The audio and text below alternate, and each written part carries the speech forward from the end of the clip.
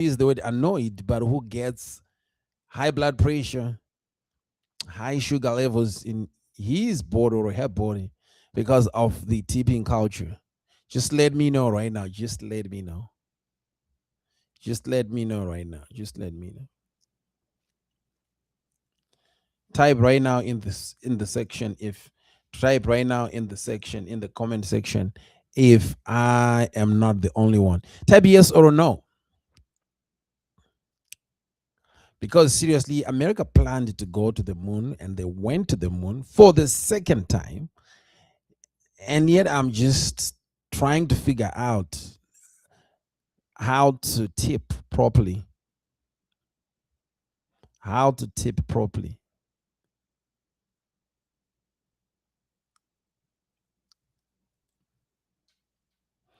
So, yes, I saw the news. I saw the news that they were going back to the moon. So, America went back to the moon for the second time. But I need to understand, what are we actually doing there? Is there a meeting? Is there a deadline to meet? What is happening in the moon? Are we now moving there back to the moon? That would be a good idea because mortgages and rent here is actually ridiculous. Maybe the moon is a great plan B. Maybe the moon is a good plan B. So they said it will cost billions to get there, billions of dollars, billions. I'm still trying to calculate. And I need someone to explain this to me, why the moon or the trip to the moon is more affordable than a one-bedroom apartment in California or in New York.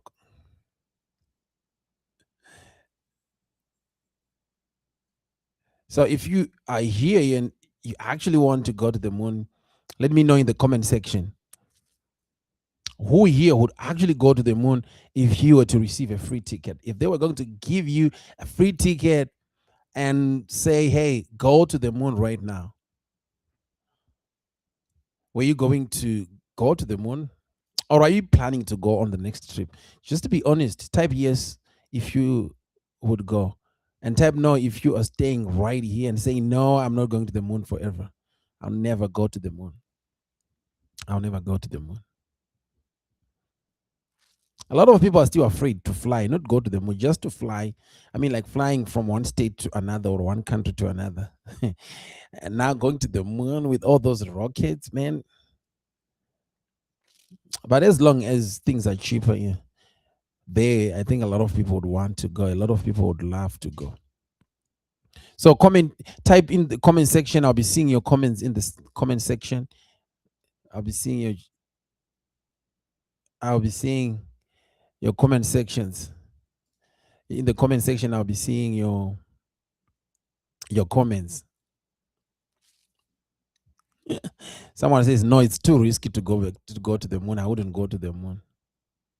The most scary thing about going to the moon is actually seeing the earth while least you are in the spaceship. Like you see the earth just as a ball. And you're wondering, is this where I'm coming from? So if earth looks like a ball, the question is, where am I going actually? Where am I going? And if you're going to land back to the moon, to the earth, where exactly are you going to land? I mean, that thought it does not sit well with most of the people. It does not sit well with most of the people. Yeah, but just take somebody else. Want to talk these serious issues in America about tipping and going to the moon. While at least I'm still buying water, That was one of my cultural shock, coming to America and realize that I need to buy drinking water. I cannot drink tap water. I'm like, I thought this was America. But yeah, it's America. You have to buy water.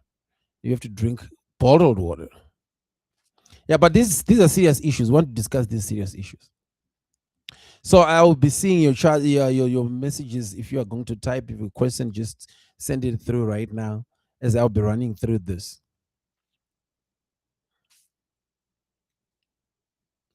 Yeah, so those who are saying yes, you have guts, you are very brave. Or maybe you're just afraid of the the rentals and the mortgages in America anymore. And like, hey, I just have to find a way out. But if you're saying, yo, no, I will not go to the moon, you're very smart. Yeah, you're very smart. Because you cannot risk going to a spaceship and believing that you will come back, especially when you are black. It's very difficult to believe that. Yeah, but let's talk about tipping, because this one is a real cultural shock. It genuinely shocked me when I first saw the tipping culture. Why am I paying extra for someone doing their job? I mean, the price is already on the menu and I'm seeing it. I can read in English and I can read numbers. And I'm agreeing to the price that I'm seeing on the menu. But who added the maths at the end? Who is talking about 18%? Why 20%? And the worst part is they turn the screen around and make the screen look at you. They flip. If it is like an iPad, they just flip it to you. And now it's looking at you and it's asking you, do you want to pay 15%, 18%, 20%? And right there in front of everyone, they are looking at you, they are watching you, and the whole queue is also watching you. If you press no tip and suddenly the energy will change, the vibe will just shift. And they're looking at you like you committed a crime, as if you killed somebody, you know? Not necessarily that you killed someone, maybe you killed a cat, because killing a cat and killing a dog in America is a very serious offense. They're looking at you like you just killed an animal. But no, I just want coffee. I just want coffee, and the coffee is just $6.20, and that's what I just want. The coffee is $4.20. I just want to buy coffee. Where I am from, the price is the price. If the price is on a tag or wherever it is, it's on a screen, that's the price. Nobody's standing there with a calculator at the end trying to do some maths, trying to do some 20% or some 15%. You just look at the price, you make your budget in your brain, you calculate your what you have, what you don't have, and then you pick what you can afford and you pay. The next thing after paying, you leave. And everyone is fine, everyone is okay, everyone is good. But in America, no. You do the maths in your head, like, hey, this is my budget, I can afford this thing. And then suddenly you need to calculate 18% of $61. What is 18% of $61? You're cracking your head, because that's the tip that they're asking you to pay. And suddenly you're out of budget now. And because you're out of budget, you don't want to say it, but now, because you don't want to say it, but you cannot afford it anymore, you look confused. And they're looking at you, flipping the iPad to you, and looking at you and watching you if you're going to skip the tip. So in America, the price is not the price. There's always the tip, and then there's tax before the tip, actually. You have to pay the tax. So the price, $50, tax will come, and then the tip will also come after. All those things will stress you. You go to a restaurant with, in a very good mood. By the time you leave, you've got high blood pressure, you've got diabetes, and you're not feeling good. But be honest, do you tip every time? I want to hear that. Do you tip every time, every single time? Even when the service was not good, even when the service was terrible, do you tip? Have you ever tipped someone? And what is the highest amount that you have ever given? Tell me in the chat. I want to understand this. Like, what was the highest amount that you have ever given as a tip in your life? If it is zero, you just read, no, I don't tip, never tipped, zero. Right? If you have tipped $10, $20, $100, like in these fine restaurants, they actually put an amount like, hey, if you're bringing a family or a group of more than 6 people, the tip has to be more than $50. And then they'll start to calculate the 18, the 20, the whatever percentages, but it's right in front of your nose. And has anyone ever actually praised no tip? What happened after that? What happened when you praised no tip? What happened? What happened after you praised no tip?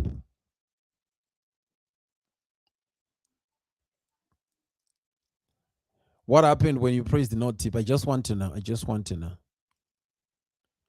I just want to know. And take other people just to follow us right now. We are live on Facebook. We are live on YouTube. Just take somebody to follow us right now. Somebody said I'm too African to give a tip. That's correct. You know, Africans, we are very organized. Our prices, we know the prices. We do not do maths after English. So if English says the price is $22, we just follow that English. And our prices are inclusive of taxes and everything else. So if the price comes out at $22, usually that's inclusive. That is your budget. This is the money that will come out of your pocket. No one else will come and say, hey, we're going to add 15% of taxes, and then we're going to add 18% of $22.20. And who knows, 18% of $22.20, except the machine. Right? So yeah, we in Africa we just pay what we know, what we are seeing. Like that's the price. We work with budget. Someone said I tipped $5. $5. I bet when you tip $5, the meal that you ate was $15 or something like that. Because if you are going to tip $5 after being given a meal of $40, they will look at you like, hey, this is not good enough. I mean, like, what percentage is this? I want you to tip more.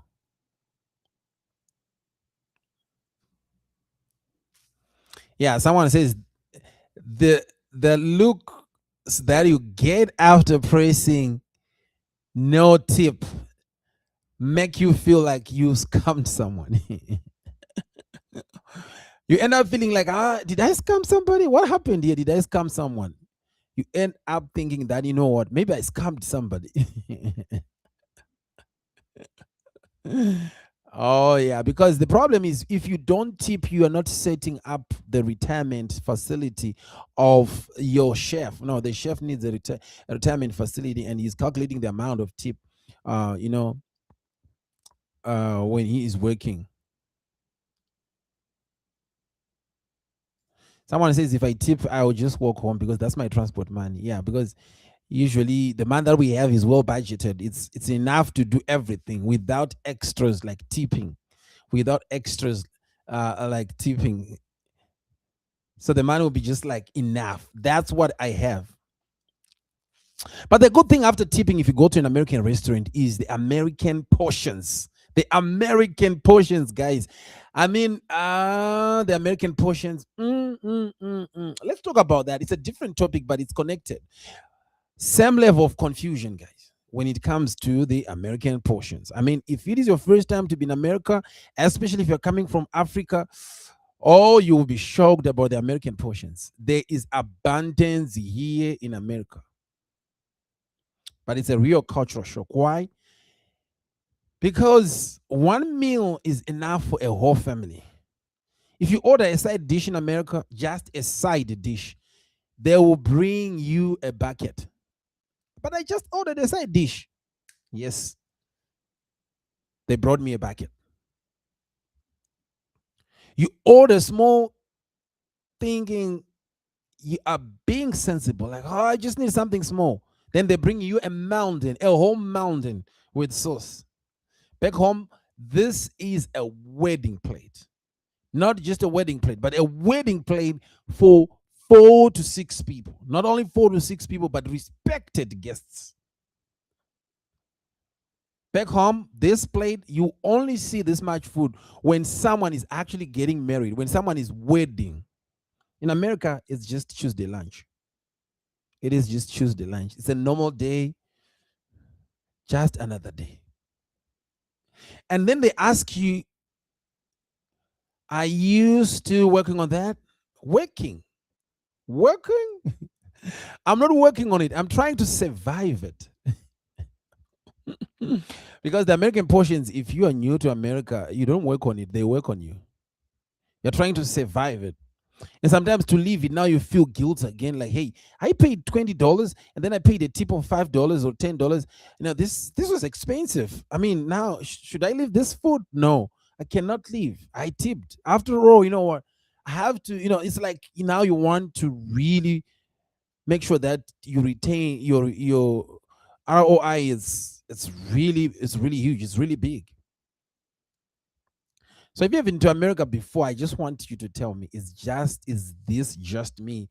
Or is food here generally too much? Has anyone actually finished a full American portion without taking it home on a single sitting? Like you actually go into a restaurant, buy a meal, tip, of course you pay tip, and then just eat all the food that you received without carrying anything home. Just tell me in the comment section. I want to see if somebody have actually done that. If you have ever done that, like you actually go in and then you eat everything and then you say, oh my God, I am just eating everything, and you're finishing it, all of it.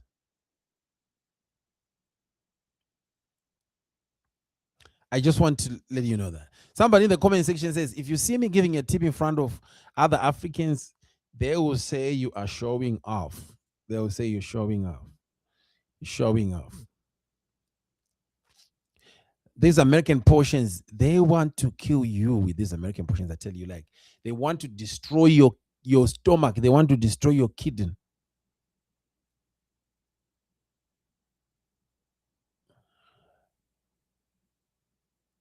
They want to kill you. They want to destroy you. They want to destroy you. Let me tell me in the comment section. Just let me know in the comment section if you have ever actually tried to finish. Someone said I finished it and then I passed out. Yeah, definitely you need an ambulance. If you are new, you just need an ambulance. You need to be resuscitated. Like you need to be, you need help. You need a lot of help. You need a lot of help because that's exactly how it works. Man, the portions are so big. The portions are enough for 3 other meals. And not only 3 other meals, you're correct, but 3 other meals for 2 people. 3 other meals for 2 people. Yeah, seriously, seriously, seriously. I agree with this. I agree with this. I agree with it. Tell me your experiences with this American portions. Tell me your experience with these American portions. Be honest with me for a second. Just tell me the truth about these portions. Tell me the truth about these portions.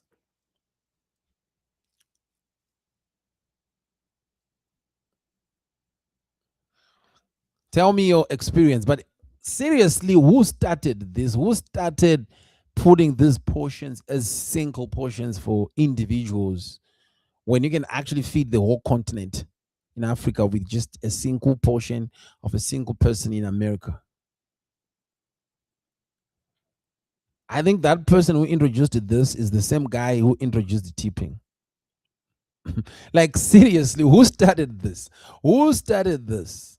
I hear that tipping started in the Great Depression, but we are no longer in the Great Depression. But who was the first person to tip, and why did everyone else follow? Like, okay, I'll walk into the restaurant, the price is $40. I'll just leave another $20 as if I'm rich. Who started this?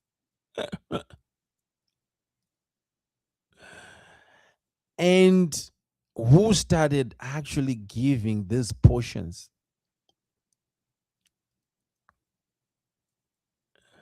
Someone says I carried all the food back home, but I never tipped. I never tipped. Africans don't tip. I agree. You don't tip easily. It's very difficult for an African to tip. Because tipping is like giving a donation, it's like, hey, I'm helping, I'm assisting. And the definition of giving a donation is when you are rich, right? Like, hey, I'm rich, seriously rich. And now I'm donating, I'm assisting, I'm helping. It's like World Vision giving something to the poor, right? Or when all these nonprofits come and say, hey, we want to send you to school because you cannot afford it. So if I'm African, I'm poor. I'm poor. If I'm African, I'm poor. It doesn't matter how much money I have in the pocket.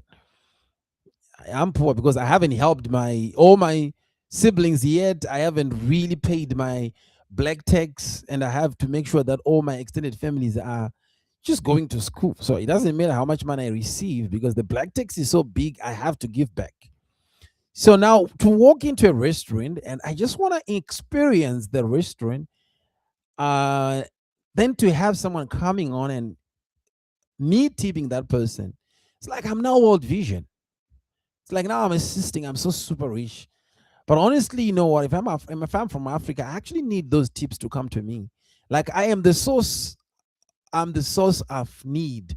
I am the person who is looking for help. I am the person who is collecting the donations. I'm the one who wants to get the donations. That's what it feels like sometimes. It feels like that all the time in most cases. It actually feels like that. All right, let's go to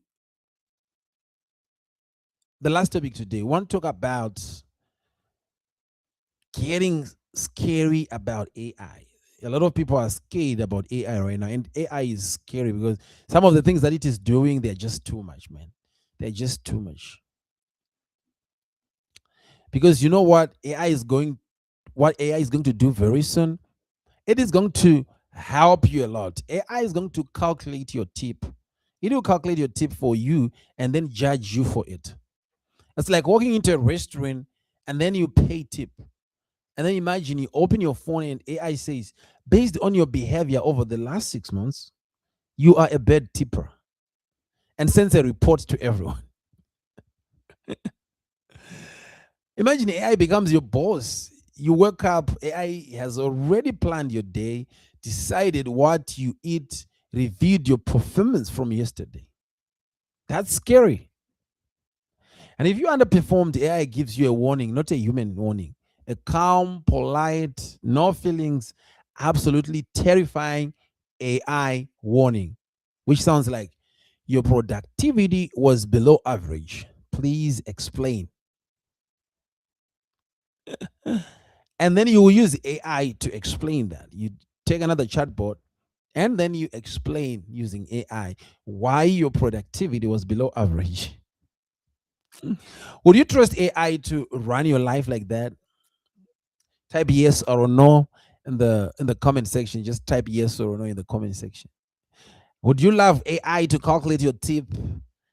Like when I say calculate, it's not just like going to give 18% and they say 18% of 100 is $18. No, AI should actually look at your life, given all the knowledge that it has about you. And then when you walk into a restaurant, AI, based on the knowledge that it has about you, your salaries, your finances, and every other thing, and your heart, AI then calculates that you should pay $40 out of $100 meal as a tip because it understands your finances, it understands your emotional feelings and the regulation. It also understands everything about you. Will you trust AI to pay your tip? Or will you trust AI to run your life like your boss, give you your goals, your metrics, and then evaluates you, and then calmly and politely, with a terrifying voice, warn you that your productivity is actually below average? Be honest with me in the comment section. Type yes if you are not afraid of AI and you're saying, yeah, I'll do that. Or type no, no, no, no, no, no, no. No, I'm smart because the moment you say yes, it starts calculating my tip. I don't want AI to calculate my tip. Just type in the comments, type in the comments, type in the comments. Let me see you typing in the comments. Type in the comments.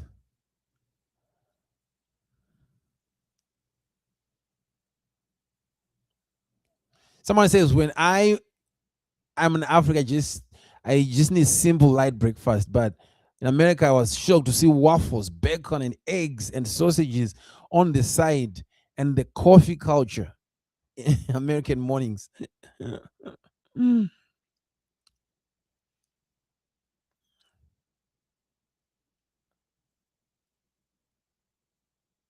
Someone says, do you know when you're at school and you've got a crush on someone, you're trying to impress them? I think that's what happened when with whoever introduced tips and big portions. Maybe they wanted to impress their crush and it becomes a tradition. Yeah, this sounds like most likely this is the truth. This is actually what happened. Oh yeah, someone says, no, I will not trust AI. I will not trust AI. You're smart because the moment you say yes, I'll trust AI, AI will start to calculate your tips all the time. And I'm telling you, AI is part of the system. It will make sure you pay the highest team, the highest tip that you are able to pay. AI will make sure you pay the highest tip that you are able to pay all the time, all the time, all the time, all the time. Yes, type in the chat. I want to see your responses and take others, take other people, just to take other people's, take other people, take other people, take other people in the chat. Take other people in the chat. Take other people in the chat.